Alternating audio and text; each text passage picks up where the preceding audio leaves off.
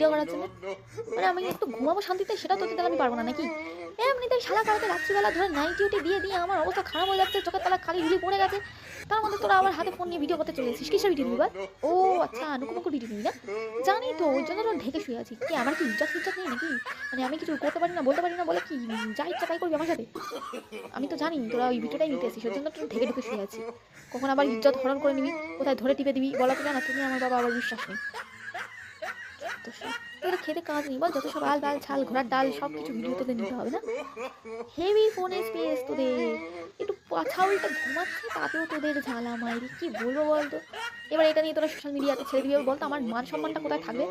হ্যাঁ, এমনি তো একটা মেয়ে পাই না পটানোর জন্য, তো এই ভিডিও দেখার পর তো ছেলে বন্ধু আমার কাছে হাসবে না। কি বলবো তোদের, খেয়ে দিয়ে তো কাজ নেই, যা পারিস তাই করতে থাকিস। মরাগুলো যত সব